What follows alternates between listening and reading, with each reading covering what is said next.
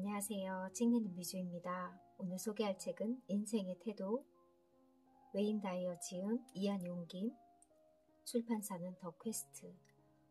이 책은 정말 우리 아이들도 커서 꼭 읽었으면 좋겠고요.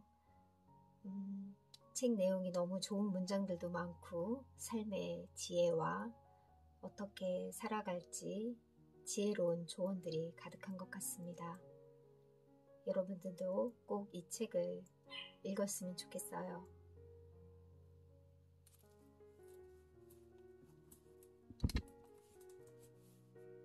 우리는 뭔가를 하기 때문에 의미 있는 게 아니라 존재 그 자체로 의미가 있다. 웨인 다이어, 세계적으로 존경받는 심리학자다. 1940년 미국 미시간주 디트로이트에서 태어났고 아버지의 부재로 어린 시절 고아원과 이탁가정을 전전하면서 자랐지만 특유의 긍정성과 굳은 의지로 꿈을 포기하지 않았다. 웨인 주립대학교에서 교육학 박사 학위를 받았고 뉴욕 세인트 존스 대학교에서 학생들을 가르쳤다. 꿈, 인생, 행복 등에 대한 글을 쓰고 관련한 내용을 더 많은 사람들에게 전하고 싶어 종신 교수직을 버리고 세상 속으로 뛰어들었다. 행복한 이기주의라는 별칭으로 유명한 그는 수십 권의 저서와 수많은 강연, TV와 라디오 등을 통해서 타인이 원하는 인생이 아닌 본인 자신의 인생을 살라고 조언하며 많은 사람들에게 깊은 영광과 감동을 주었다. 전 세계 3,500만 독자들이 감탄한 베스트셀러 행복한 이기주의자를 비롯하여 의도의 힘, 성공을 끌어당기는 생각 에너지, 마음의 습관, 내 마음의 북소리, 오래된 나를 떠나라, 서양이 동양에게 삶을 묻다 등 다수의 책을 집필했다.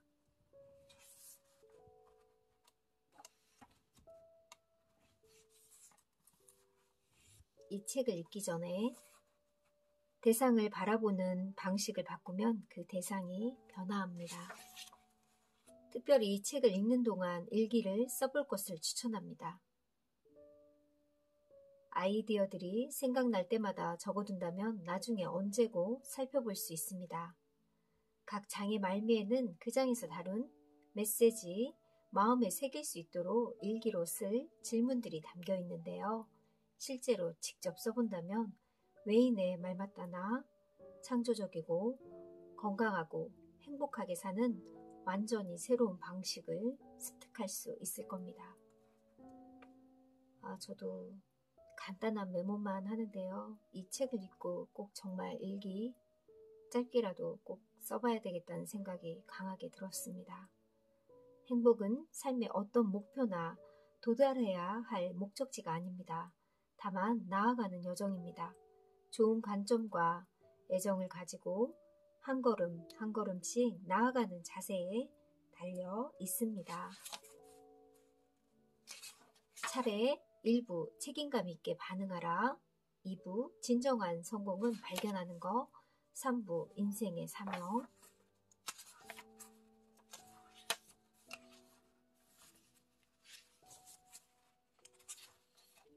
인생에서 어떤 대우를 받으며 살아갈 것인지를 결정하는 것 또한 나 자신입니다. 그래서 무례한 사람을 만나면 내가 그런 행동을 참아 넘기지 않는 사람이라는 걸 알게 해줘야 합니다.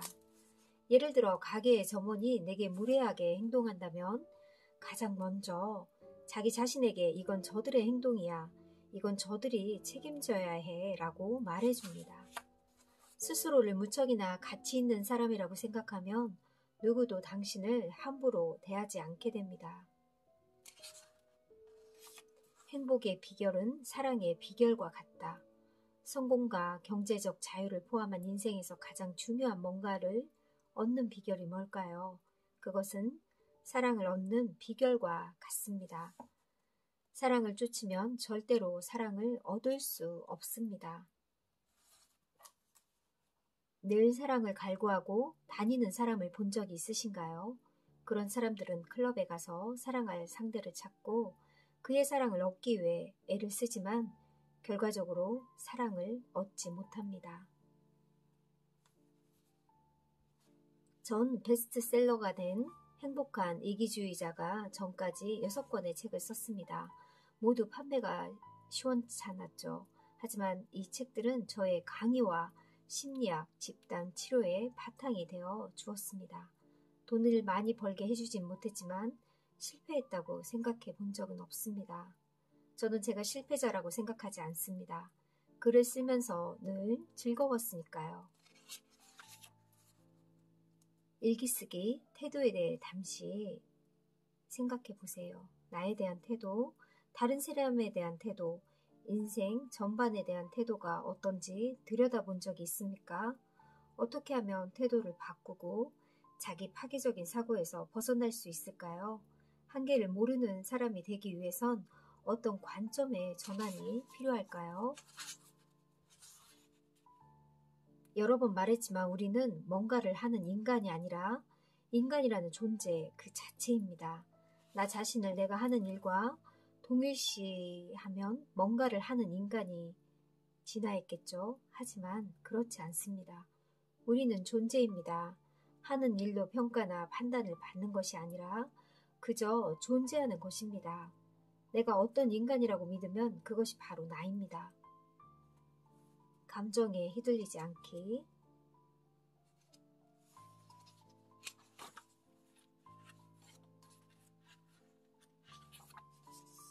좋지 않은 감정으로는 무엇이 있을까요? 죄책감, 걱정, 후회, 자기 부정, 타인으로부터 인정받고 싶어하는 마음, 과거에서 벗어나지 못하는 마음, 알지 못하는 일에 대한 두려움 등 모두 생각에 대한 감정적 반응입니다.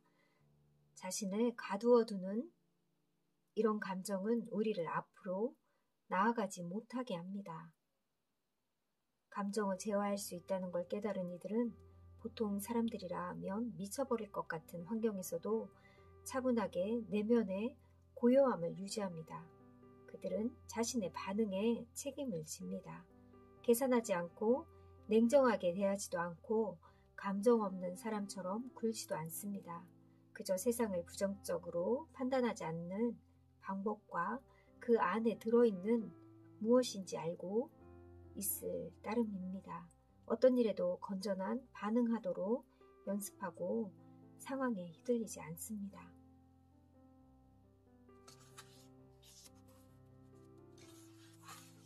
필요하다면 화를 이용하라. 흔히 화, 우울감, 두려움, 질투, 후회, 그 밖의 부정적인 감정들이 방어하는데 많은 시간을 들이지만 그 감정들은 전혀 방어할 가치가 없습니다. 또한 이런 선택은 무척이나 책임감 없는 행동입니다. 질투를 예로 들어볼까요? 질투는 자아를 깔아뭉개는 자기 비하가 반영된 감정입니다. A라는 사람이 한 결정에 대해 자신이나 B라는 사람에 대한 감정이 들어있다고 여기거나 나와 관련이 있다고 판단하거나 A가 내게 해주길 바랐던 일을 B에게 해주었다고 여길 때 질투가 생겨납니다. 한계를 모르는 사람은 분노를 동력으로 삼고 건설적으로 이용합니다. 당신이 싫어하는 상황은 어떤 것입니까? 정말로 뭔가 불쾌할 때는 언제입니까? 우리는 화가 났을 때 무엇을 할까요? 자아에 휘둘리는 사람은 화를 터뜨리며 모두의 흠을 잡고 사람들에게 소리를 칩니다. 하지만 자아에게 휘둘리지 않는 사람은 화를 느끼면 그에 대해 조처를 취합니다. 뭐든 자신이 할 수 있는 방식으로 인식을 일깨울 수 있는 일을 합니다. 그들은 행동가입니다. 화를 계속 품고 있지 말고 내보내는 것이 더욱 건강합니다. 베개 하나를 꺼내들고 힘껏 벽을 때려보세요.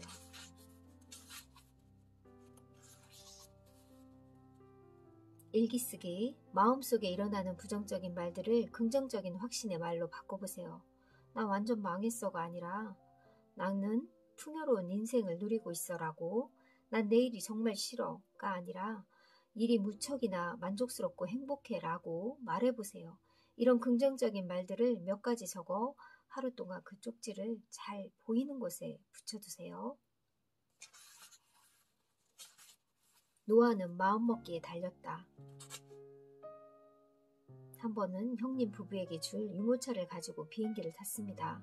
승무원이 다가와 유모차를 보더니 손녀에게 주려고 가져가시나 봐요 라고 물었습니다. 저는 좀 놀랐습니다. 나 정도 나이에 할아버지가 될 수 있다고 생각하는 건가 싶더군요. 어떻게 14살짜리 할아버지가 될 수 있겠어? 이것이 제가 저를 인식하는 방법입니다. 저 자신을 어린 소년이라고 생각하고 정말로 그렇게 행동합니다. 매일 달리기를 하고 어느 때보다 테니스를 잘 칩니다. 원하는 건 대부분 할 수 있고요. 신체 나이가 반드시 나와 동격은 아닙니다. 내가 의식적으로 인지하는 것, 그것이 나입니다. 시간이 흐를수록 우리의 신체는 서서히 쇠약해지고 예전에 할 수 있었던 일을 하지 못하게 되죠. 하지만 그 대부분은 생각으로 이루어집니다. 신체에만 온 정신을 쏟으면 거기서 벌어지는 모든 일에 대한 난 쇠약해지고 있어 라고 생각하게 되고 그렇게 변화하게 됩니다.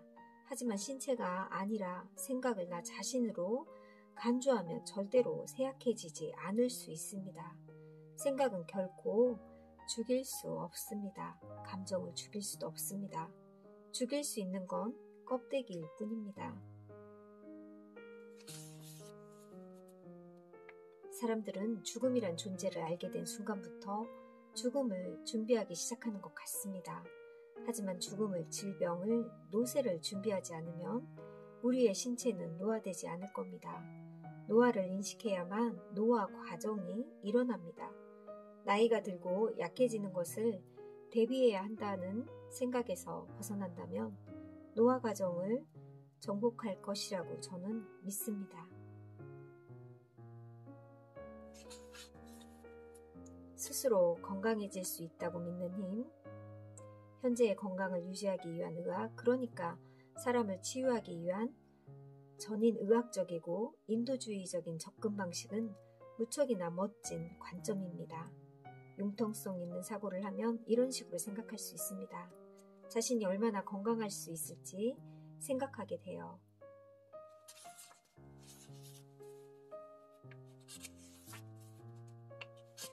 무엇을 먹고 있는지 신경 쓰고 아픈 것을 생각하지 않으려 하고 신체적 활동성을 유지하려고 하겠죠.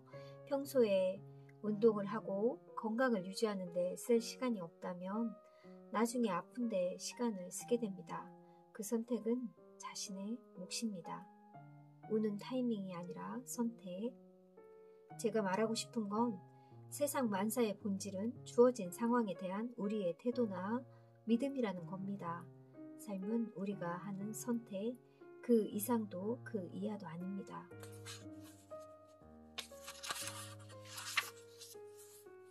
내 이름이 나는 아니다. 이 지구상에서 다른 형태들과 저를 구분지을 수 있도록 주어진 것에 불과합니다. 당신도 마찬가지입니다. 당신의 이름이 곧 당신을 말하는 건 아닙니다.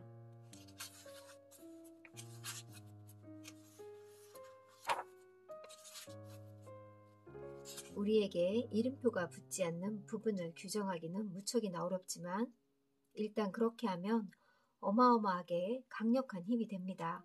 그것을 영혼이든 정신이든 뭐라고 부르든 상관없습니다. 나의 보이지 않는 부분이 실제로 인생의 모든 것을 규정하고 있음을 알게 될 겁니다. 좋아, 이런 깨달음을 어떻게 적용할 수 있을까?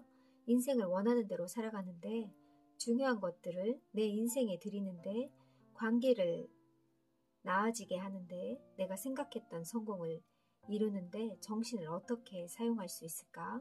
그 순간 우리는 모든 생각이 나의 인생에서 잠재력을 발휘할 수 있음을 깨닫기 시작합니다.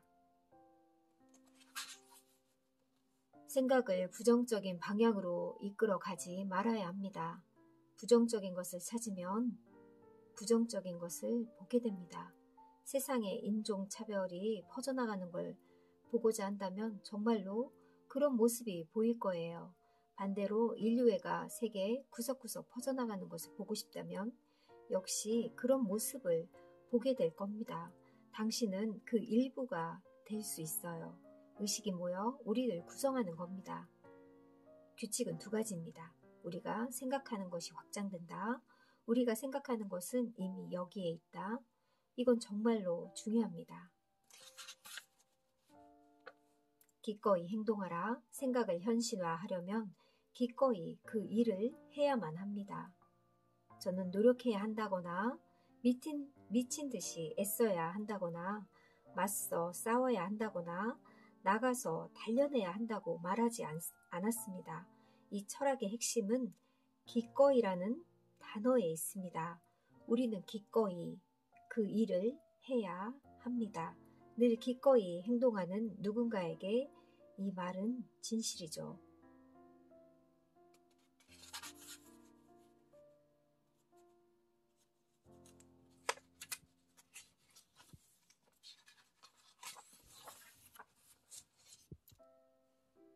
(2부) 진정한 성공은 발견하는 것. 성공은 행복의 열쇠가 아니다. 행복이 성공의 열쇠도 아니다. 자신이 하는 일을 사랑하면 성공할 것이다. 진심을 다해 아니오라고 말하라. 누군가의 조언을 받았는데 아무 소용이 없다고 해봅시다. 하지만 실망하거나 그 사람을 탓하지 마세요. 당신의 생각을 다시 조정하고 자신의 선택에 대한 책임을 받아들이세요. 어떤 문제든 해결의 씨앗은 그 문제 안에 자리하고 있죠. 치유법은 늘 그 질병 안에 있습니다. 한계를 모르는 사람들은 자신과 연애하는 사람이라고 부릅니다. 당신은 자신을 사랑하나요? 라고 물으면 그들은 물론이죠. 그게 저인걸요. 어떻게 자기 자신을 사랑하지 않죠? 라고 되물을 거예요. 이미 자기애가 있는 사람이기 때문입니다. 내 안의 사랑을 따르며 일하는 법, 관계는 일을 해내는 훌륭한 방식입니다. 비유하자면 구전적인 방식으로 인생을 운영하는 것이라고나 할까요? 내가 어떤 아이디어를 가지고 있다면 그걸 누군가에게 자유롭게 전달하고 그러면 그 사람이 다시 그걸 사람들에게 전달하고 이런 전달과 과정은 결국 전 세계에 영향을 미칩니다. 사람으로 가득 찬 방 안에 있다고 해도 우리는 여전히 혼자입니다. 이 세상 누구보다 사랑하는 사람과 사랑을 나누어도 여전히 혼자예요. 우리는 늘 자신만의 고유하고 특별한 방식으로 사물을 경험합니다. 6장부터는 다음 시간에 소개할게요. 감사합니다.